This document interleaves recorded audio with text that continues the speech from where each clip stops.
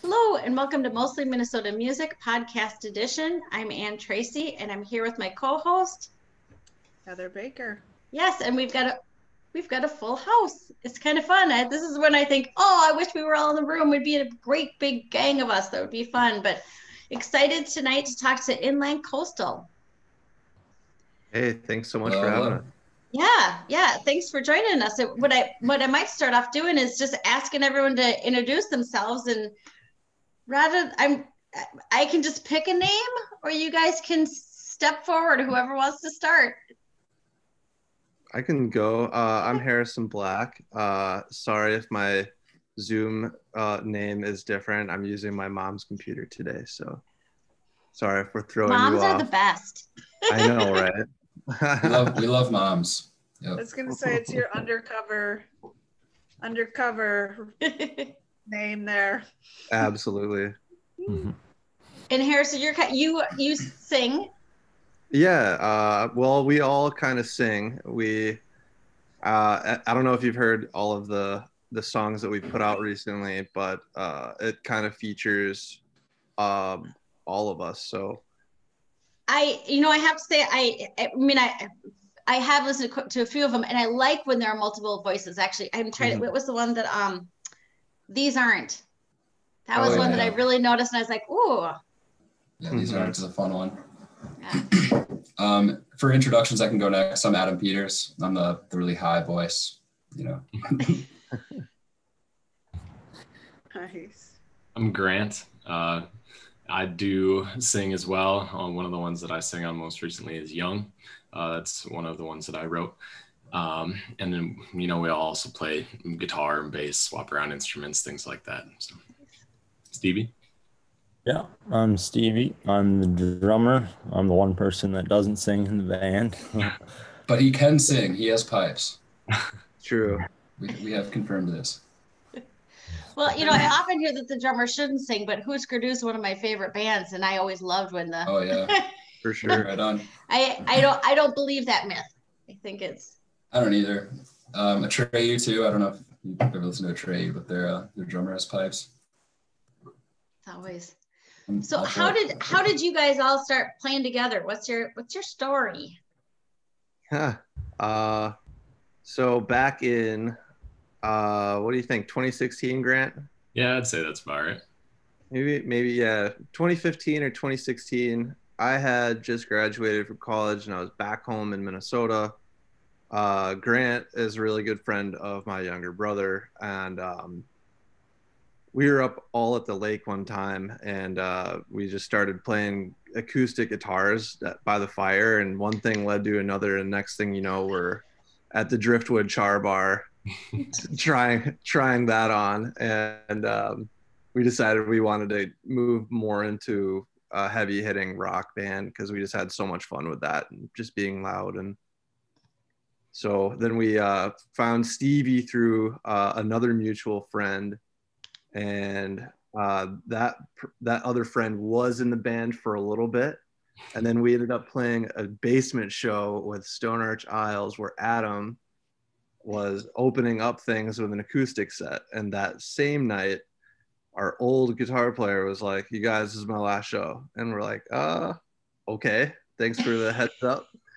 And next thing you know, Adam has joined the band. So we have. Yeah, it was a godsend. My current roommate came up to me after they got done playing. So I think Early Eyes was the last band playing, and he was like, "Yo, Inland Coastal's bassist is leaving. You should go talk to them." And from there, it's history. Super lucky. I think what most attracted us to Adam was how much he sweat that night. It was about 100 degrees in that basement. It was crazy. It was a very sweaty time. Impressive. Yeah. That's always good in a band. Yep. Yeah. That's great. It's really kind of a classic Minnesota. It started at the campfire. Mm-hmm. Yeah, right. Pretty much. Yep. And all of you I'm under the belief that all of you write. Yes, 100%. Do you write collaboratively? How do you work that out? Well, for this current release, we kind of split it up into 4 songs per writer for 12 songs total. Stevie hasn't had one in the mix yet, but I know he's got a few up his sleeve. I thought you were quizzing me on my math. Like, oh, hold on. Yeah, right. So Grant, Adam, and I both all wrote 4 songs for the current record, and each one kind of has a totally different vibe. Do you when you split it like that, did you say, okay, we're having a theme or some sort of image or something you're working on, or do you just say we all just have 4 songs, so hopefully it flows? Or how, I find that fascinating with so many of you there. Yeah, I mean, it's kind of like, you know, when we play live shows, our sets have that kind of like range, you know, in the musical sphere. You know, Harrison is very much on the Americana, almost country side of things, and I come from a background of like pop punk and like emo music, you know. And I feel like everyone can adapt to each different kind of feeling or style like pretty well, and kind of bring their own, you know, their own take on it in certain ways. I mean, the record is kind of all over the place, but when you listen through it, it is like somewhat cohesive, which is kind of interesting. And I think we just kind of wanted to see what we could do, you know, how well we could bring together all of those different kind of influences and make it a cohesive project. Thematically, I don't think it makes any sense at all. We're not necessarily telling a story from one song to another, but more of like a feel throughout. That's kind of what we focused on, and the way we ordered the song is just making sure that it's like, you know, if we're gonna have a super quiet song, we can't have Adam's DPH follow that up, otherwise we're gonna blow somebody's speakers out. So yeah, I think it's cool how we all will write songs individually and then bring them to practice or somewhere where we're all together. And when we start, they'll be very much skewed towards one person's music style. But as it gets written from there as a whole, it really transforms to be all of us together and more what our sound is about. So, yeah, just piggybacking off of that, we don't ever have like a solid bass player. We just kind of take up roles as we go. For instance, if Adam comes to the band with a new song, Grant might have a killer lead part, so that means I'm going to take over on bass. You know, and that happens very often. So, yeah. I was gonna say, does this leave Stevie as the judge of all things? Because he's like, I have no bias. I get to make the final cut of all things. I just play the drums. That's all I got. The nice thing about Stevie, though, is he loves playing like punky drums. And so I feel like that enables us to kind of traverse into that territory, and it's, you know, convincing and accomplishes what it's supposed to.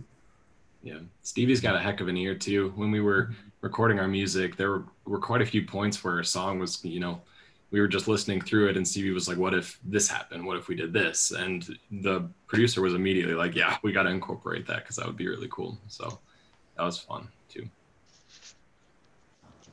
That's kind of nice to have. Yeah, the unbiased can hear more instead of focusing on their part or whatever. I think, yeah, that would be useful.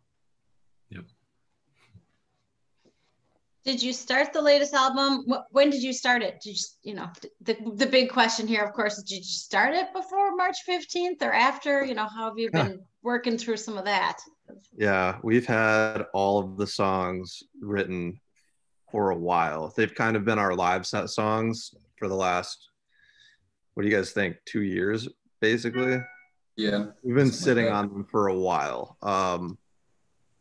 But we ended up... Some of them were written. I mean, like, I think Siren, I think I wrote that riff in like 2015, you know, and I think like Backporch Song too, you've had that one for a long time. Yeah. So it's a mix of songs that we've kind of had in our back pocket for a while, and then some that have kind of come up organically through practice. Like These Aren't is an example of a pretty collaborative one. Mm-hmm. And when were you able to go into the studio to play? Was that the end of July? It was the week before the 4th. So we left on like July 3rd, I think. Okay. Yeah, we had all quarantined very, very hard for the 2 weeks moving in. And luckily we all are able to work from home for our day jobs. So we were very committed. We're like, all right, we're going to do this so we can go out to Eau Claire and feel comfortable being in the same room with somebody. So. That must have, did you go for a few days then? We booked a whole week, yeah. How, after being secluded, how was that all of a sudden to find yourself? I mean, did you stay there? Did you? Mm-hmm. Yeah, we rented Airbnb, just like a house about 5-10 miles away from Evan's place. But I feel like, you know, we were with each other and Evan, but we were still very much like secluded. You know, it was, you know, wake up, go to the studio, grind until like 5 or 6, and then go back home, play Nintendo Switch, and, you know, listen to mixes and stuff. But yeah, it's a good time. It was great finally being with other people though. Yeah. Well, and being with people that you play, you know, to again be able to play together in the same room must have been fantastic. Yeah, it was amazing. I was gonna say, I feel like there could be an album created out of just that 3 weeks of your life too, the quarantining and the recording, or some music that could be created out of that. And then I wanted to know, did you work with Evan before, or what was the, like, we want to go here? Yeah, Adam, if you want to take that one away, because I think you're closer to him. Yeah, sure. Well, so Evan plays in a band called Laska. I don't know if you guys have heard of them, but they're great. And so Laska is pretty close with Stone Art Childs, and we're really close with a lot of the guys at Stone Art Childs. And it was just kind of, you know, Stone Art Childs recorded an EP with him. I kind of, you know, learned a little bit about, you know, kind of his like tastes and whatnot. He's very much into that kind of folky vibe, but he also is into kind of experimental kind of soundscape stuff. And I just thought it would be a really good and interesting fit. And so I just kind of hit him up out of the blue and was like, hey, we've got a, you know, 12-song record we'd like to do. Would you, you know, have us out to your place? We'd love to check it out. And he was like, sure. And from there, it was a really good experience working with him. I think we all really enjoyed, you know, even outside of just the music, just hanging out with him, you know, just a good hang. Totally. Yeah. Now you're on social media, we're seeing sort of the cabin sessions come out. Were those recorded there, or are they, how? Yeah, the cabin sessions took place in Hayward at my folks' place. Okay. So we went in and cleared everything out and tidied everything up, and then between all of us and a handful of other friends, we've got tons of recording gear. So, and we've got a little bit of production know-how, so we were able to put those together. Those are super fun to do, though. Just a little bit. They're a nice antidote to watch.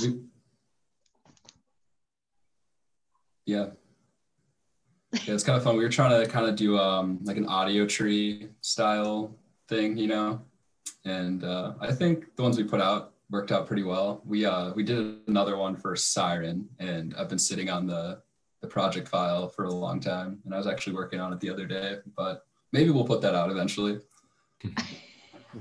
I hope so. Yeah. Nice. And how close are you to having the album? Do you have a goal of when you'd like the album to come out? It's already distributed, and is it? Oh, sorry. Everybody's all streaming services should have it on December 18th, I believe. Okay. So that's super exciting. We've got just one more single coming out next Friday, and then I guess that leaves us one more week after that, and then we're all in. That's exciting. How will you celebrate or mark the day? I don't think we have anything planned. Yeah, just impulsively checking Spotify for artists, over the course of that weekend. See how the stats are doing. Mm-hmm. Yeah, it'll be fun to track the new songs and see what's landing and what's not.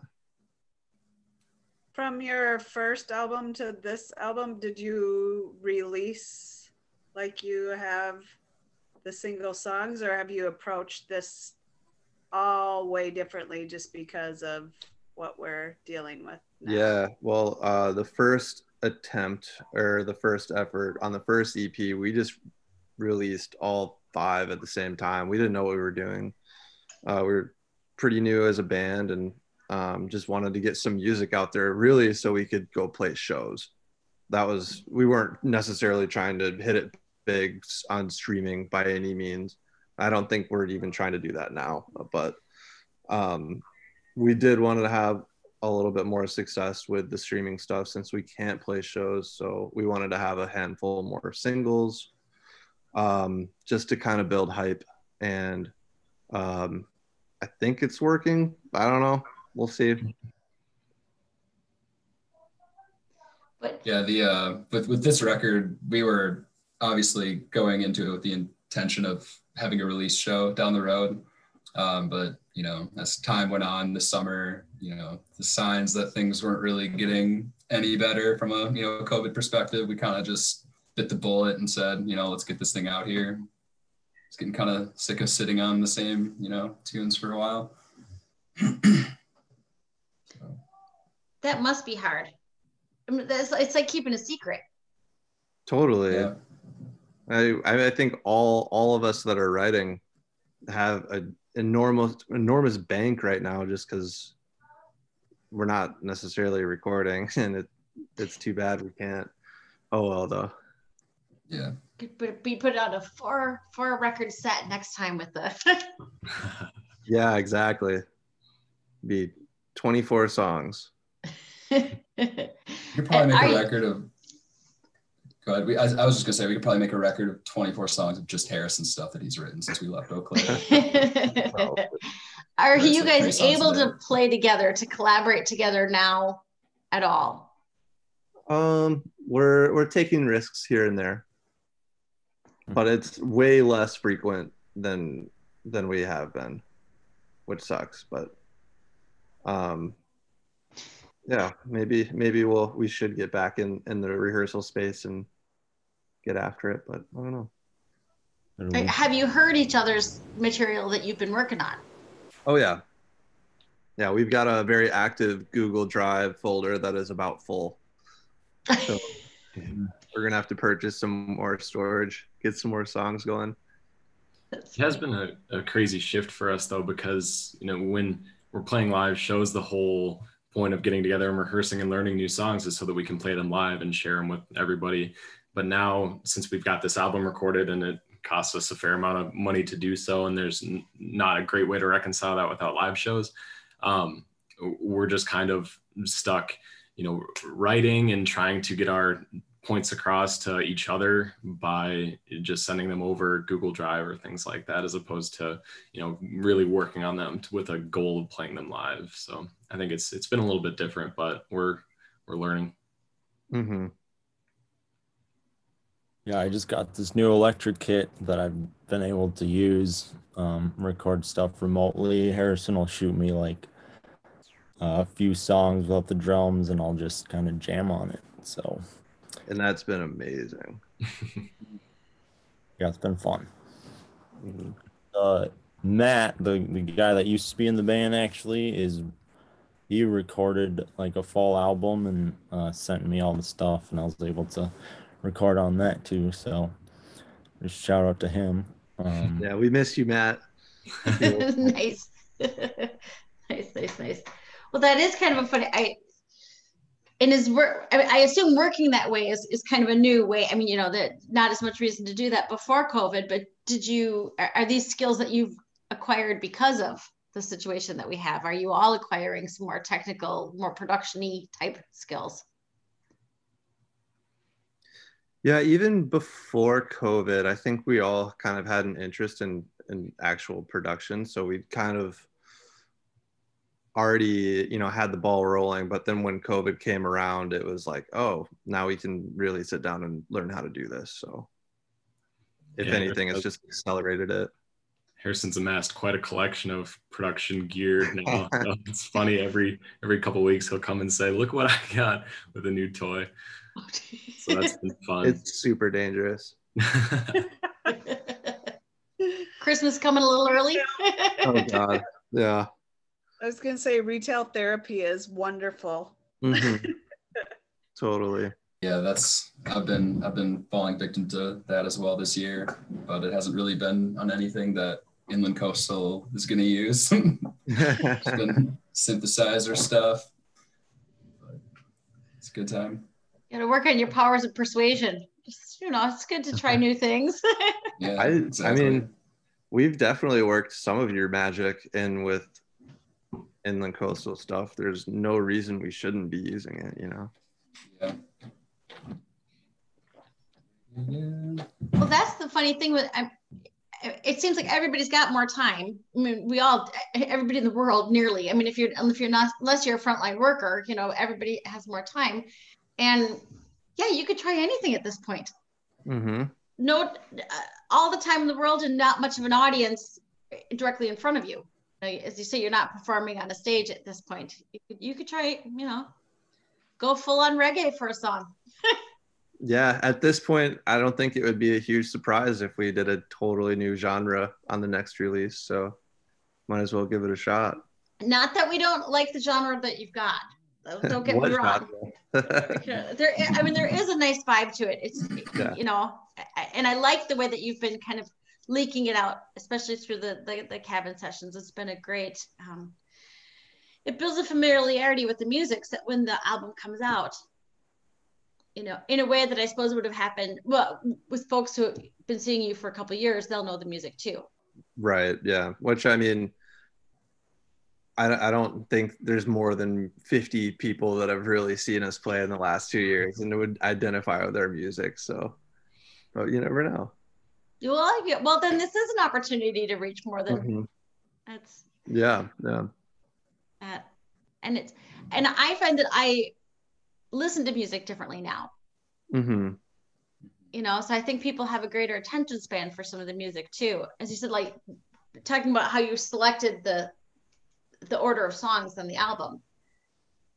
I have a much more apt to listen to an album all the way through now. Sure. Than I would have been. I wonder if that's like another thing too that people are doing during COVID, because that's absolutely true. And because it used to be write the song, get the chorus in the first 30 seconds, or nobody's going to hear it, right? But now maybe people are having an opportunity to write longer, better stuff. I don't know. It's interesting. I mean, well, and the funny thing about it is because these songs were written before, you'll know that better on your next album. Yeah, for sure. For sure. I mean, that's got to be the interesting thing about it too, is knowing you've got this huge bank of songs ready and still having that secret that's not quite out. Right. Yeah. I think it's just going to be a total game. Like we've got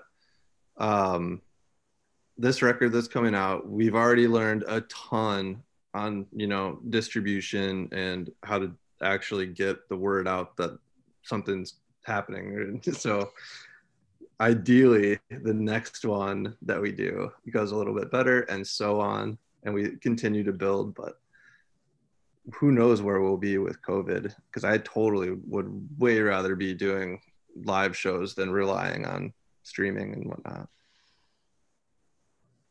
Yeah. can you tell me about what you were involved in too, the Friends covering Friends? Because that looked interesting too. Yeah, so there's this guy from Slovakia named Philip who runs a label called Z Tapes, and a couple of artists that I'm a big fan of either release music on that label or just, you know, kind of promote it on Twitter. And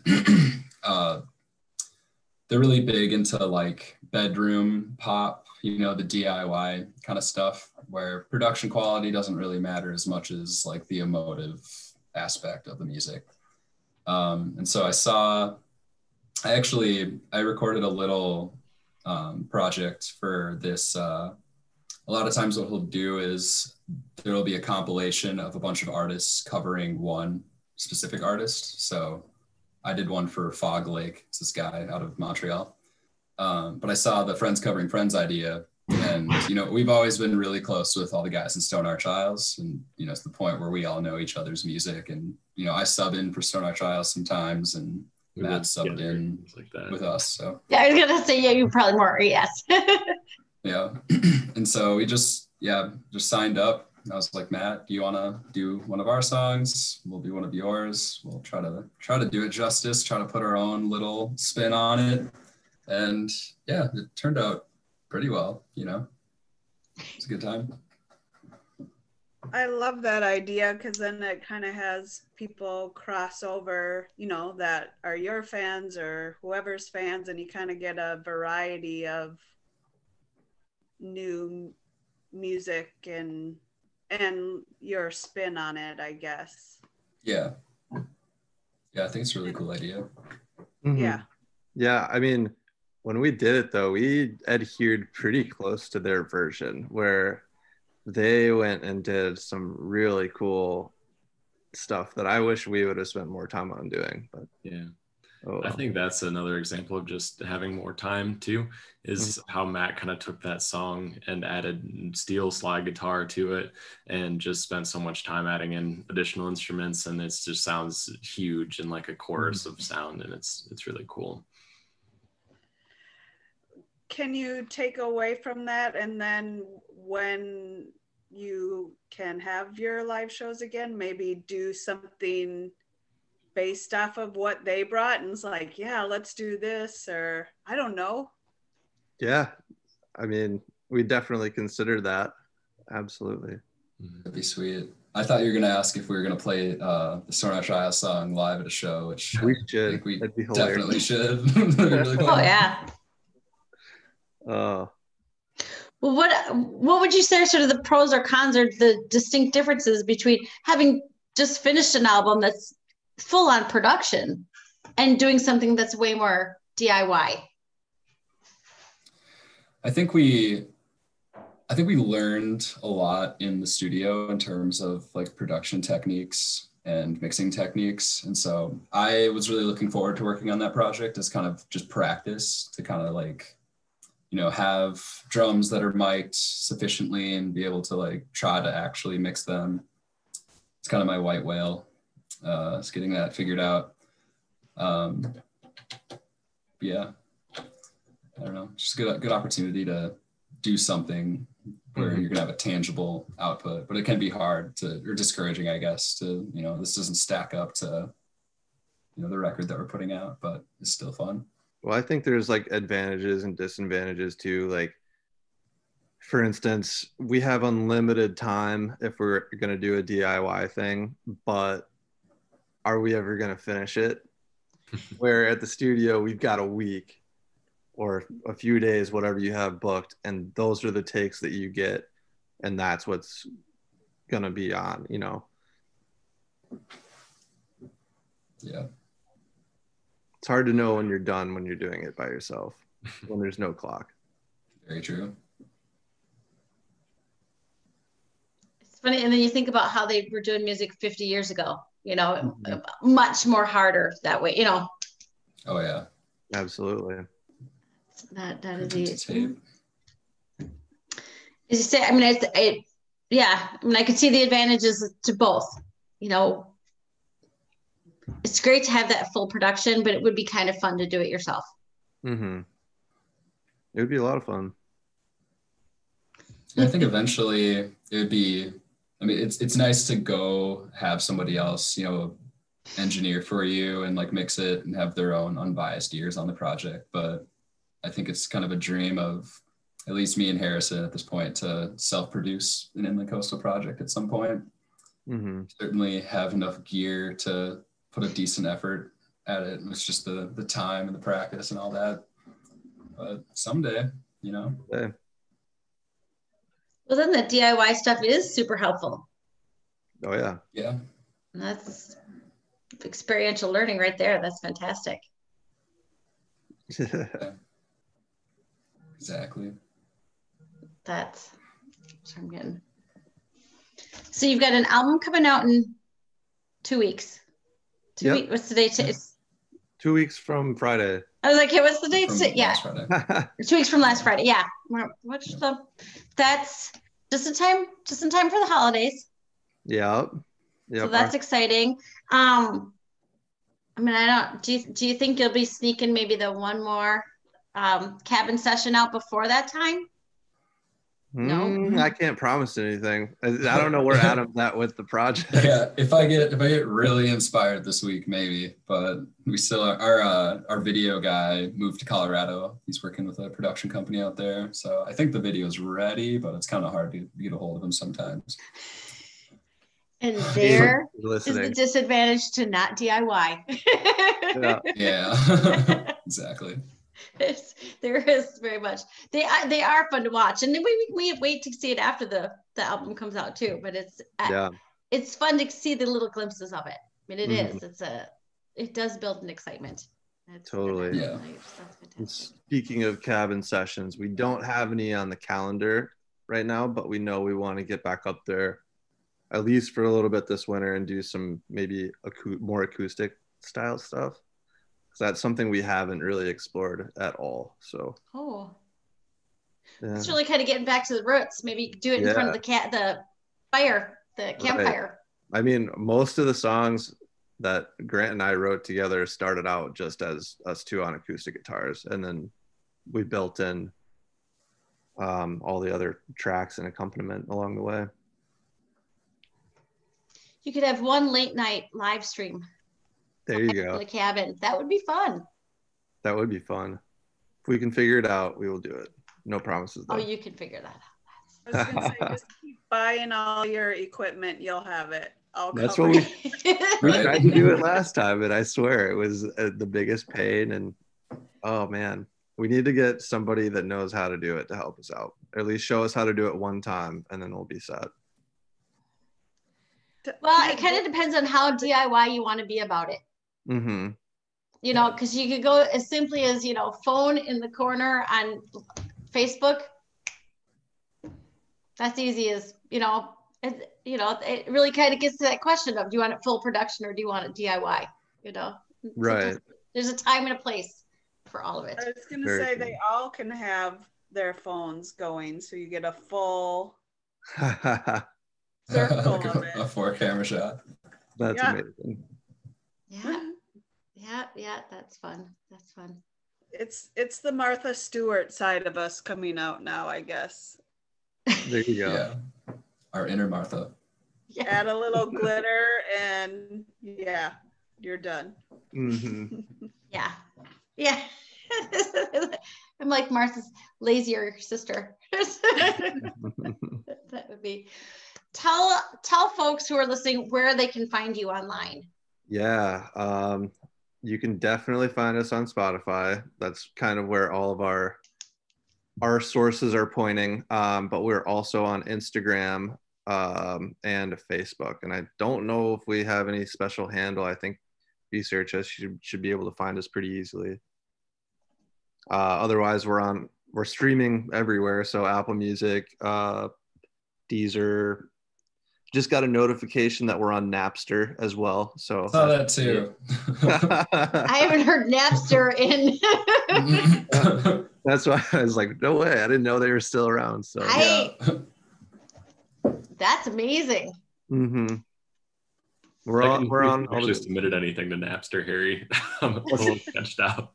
What's that, Grant? So check to see if we actually submitted anything to Napster because I'm a little sketched out. Oh yeah, maybe somebody else ripped it and put it up for us. I was going to say, I think Napster's built on people ripping it, is what they Right? Well, I thought that DistroKid email notification was like a warning. You know, it was like, warning, like it's all Vinland Coastal songs on Napster. But it's like, no, this is legit, I guess. Apparently I checked that box, but I don't remember doing it. So we'll see. Oops. It must be fun to see it all kind of rolling in. I mean, the excitement must be building especially if you've been much more hands-on with this.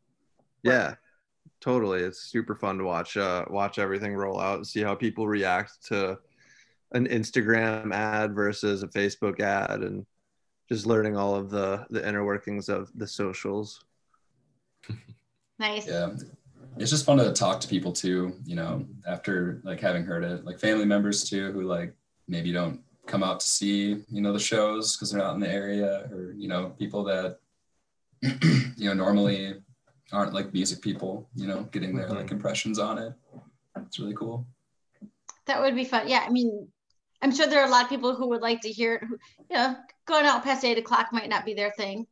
Oh, yeah. Or as you say, they're in a different part of the world, or yeah. That's fun. Yeah. That's fun. But we will keep our eye out for December 18th. I'm going to get that right. December 18th, because it's I've enjoyed the songs that I've heard from it. So it's exciting. Cool. Great. Awesome. Well, thank you so much for joining us. Hey, thanks so much for having us. Thanks for having us. Yeah. All right. It's cool. Have a good night. You too. You too.